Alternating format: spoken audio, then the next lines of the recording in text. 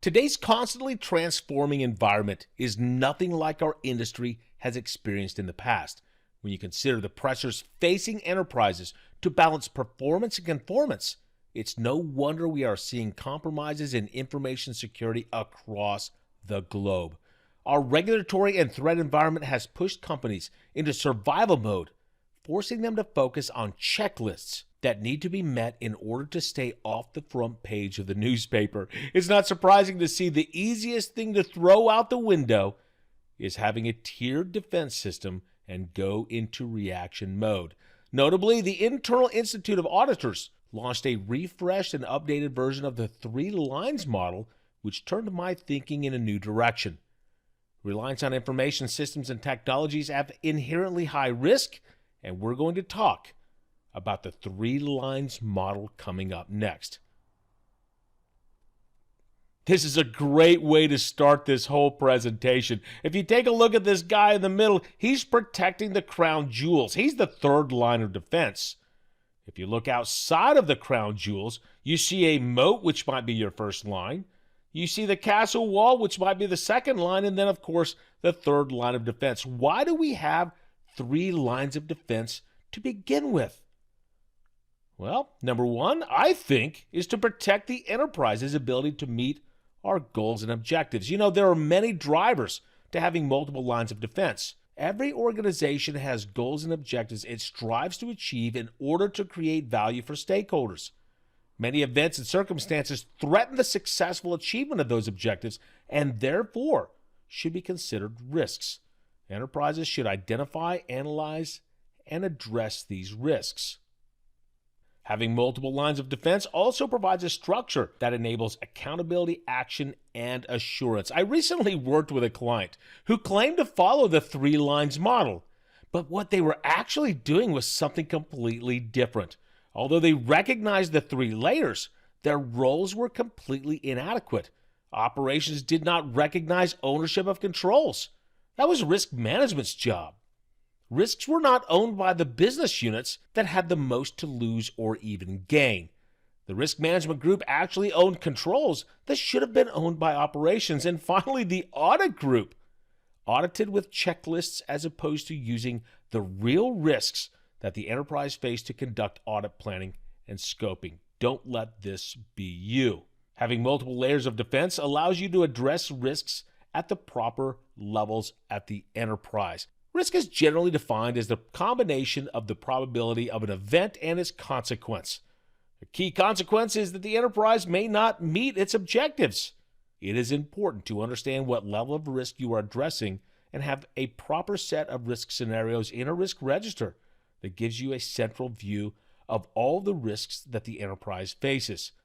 This is particularly important with the 3 lines model because it allows for a phased or tiered approach to responding to these risks at the appropriate level.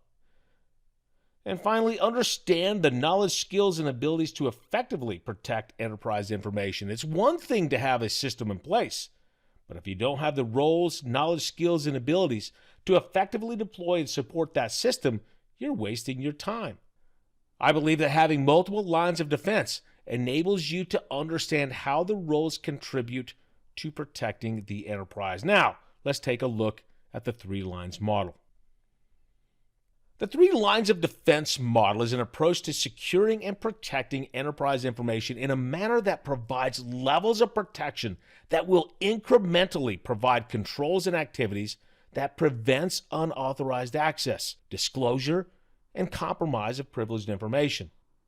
The 1st and 2nd lines of defense are under the responsibility of management. The 1st line of defense is generally operations because controls are designed into systems and processes under their guidance of operational management. 1st line roles are aligned with the delivery of products and services to clients of the organization and include the roles or support functions. The 2nd line of defense includes risk management and compliance. 2nd line roles provide assistance in managing risk. The 3rd line of defense is internal audit, which provides the governing body and senior management with comprehensive assurance based on the highest levels of objectivity and independence that is not part of the 2nd line of defense. This provides independent and objective assurance and advice on the adequacy and effectiveness of governance and risk management and may consider assurance from other internal and external providers. You also see here in this model, the governing body provides direction and monitors these activities. Governance requires appropriate structures and processes that enable accountability, action, and assurance.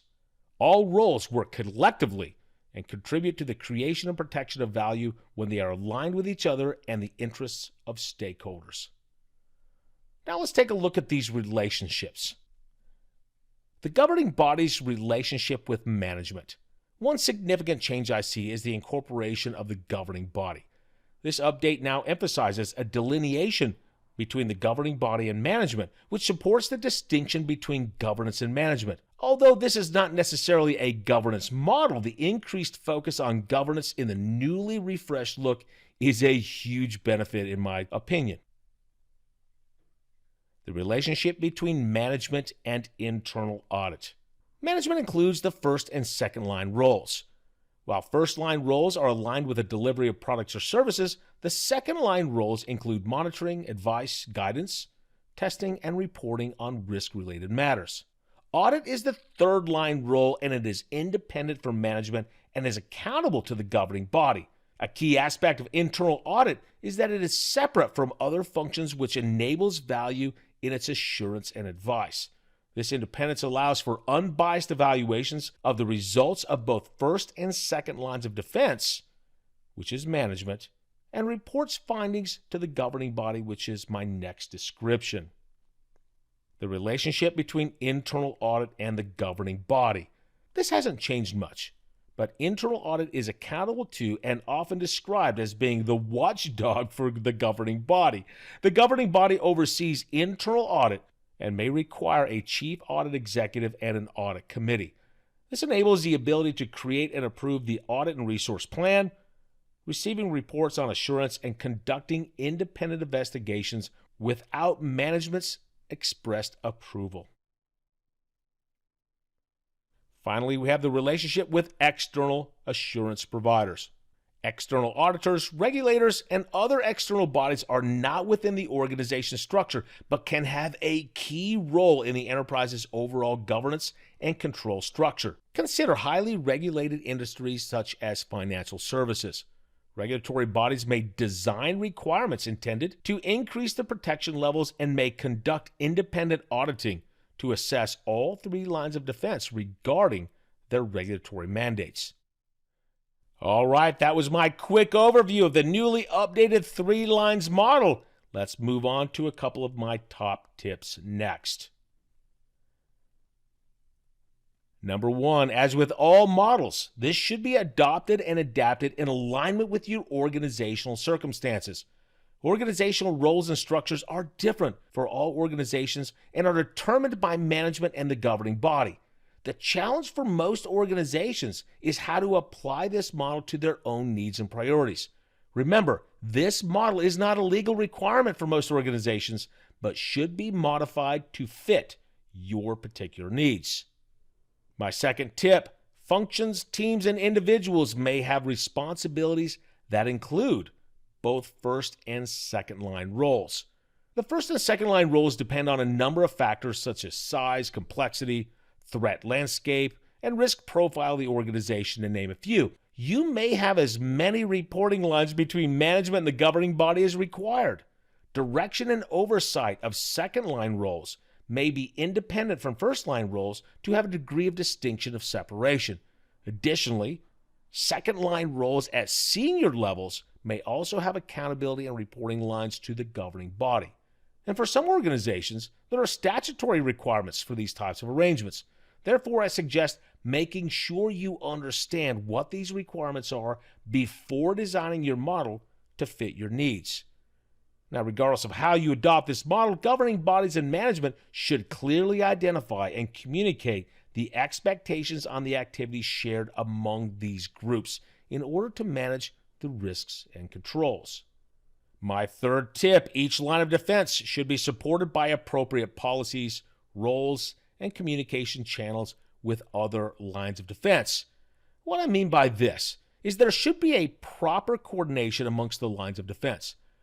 Risk and control functions may operate in different areas and should appropriately share information about risks that could affect the enterprise.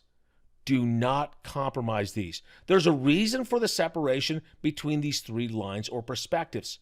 Now, failure to identify these separations causes confusion, loss of control, and can even create more vulnerabilities. If your organization combines line of defense, the governing body should be advised of the structure and its impact.